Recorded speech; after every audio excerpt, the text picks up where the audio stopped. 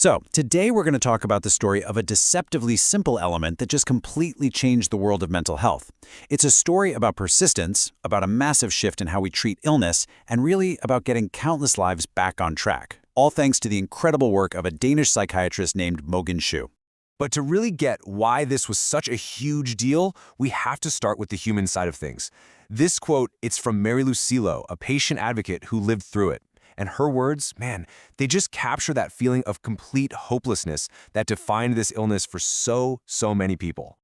Okay, so let's set the scene here. To understand why lithium was a miracle, you first have to understand what life was like before it. And for people with what we now often call bipolar disorder, life was, well, it was a constant, unpredictable storm. And that right there is the key. This illness wasn't a constant state. It was a cycle. You could be swinging from one extreme to another, with these periods of feeling totally normal in between. And the terrifying part? You never knew when the next wave would hit, or which direction it would come from. And these are the two poles of that storm. On one side, you've got mania, this wild, boundless energy. Your thoughts are racing, you feel on top of the world, and you might make incredibly risky decisions. Then, on the other side, you have this crushing, black despair of depression, where even thinking feels slow and you're just buried in guilt. These weren't just bad moods, these were states that could completely derail a person's life. And here's the kicker. Doctors, they weren't totally without tools. They had some ways to deal with an acute episode. But, as psychiatrist Paul Groff puts it, they were totally helpless against the recurrences, that unpredictable, capricious nature of the illness. There was no way to stop the storm from coming back, again and again and again. But then, an answer started to appear from the most unlikely place you could imagine, a simple element found in nature.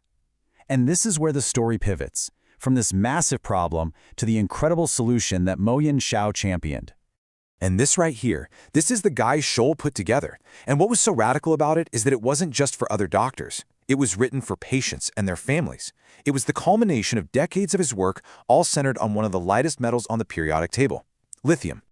This quote just says it all, doesn't it? That thing that was considered absolutely impossible, stopping the cycle before it even started, suddenly wasn't impossible anymore. This simple element offered a way to finally prevent those devastating recurrences. So what exactly is lithium? Well, in this context, we're talking about a salt. That's it. A simple, natural substance that, when you get the dose just right, could do what no complex, man-made drug had ever managed to do before. It's just a fundamental part of nature. Okay, so how in the world does it work? What was the secret sauce that made this simple salt so effective, so revolutionary? Well, the magic is in its unique 1-2 punch. So lithium does two incredibly powerful things. First, it has a therapeutic effect. That means it can treat a manic episode that's happening right now. It can calm the storm. And that alone was a really big deal. But the real game changer, the true revolution, was its prophylactic effect. Prophylactic just means preventive. For the very first time, here was something that could stop future episodes of both mania and depression from ever even happening. And that was it. That was the paradigm shift. It completely flipped the script. Treatment wasn't just about damage control anymore, about pulling someone out of a crisis. It was about giving them a future, a stable, predictable life, without that constant fear of the next episode looming over them. It was about preventing the storm altogether. So what does this actually look like for a person's life? Let's go back to Mary Lucilo, because her story shows the night and day difference between a life run by the illness and a life where you're the one in control. Just think about that for a second. After going through multiple hospitalizations, this was the professional advice she got: your productive life is over. The expectation was that her future would be one of disability, and that was the grim reality for so many.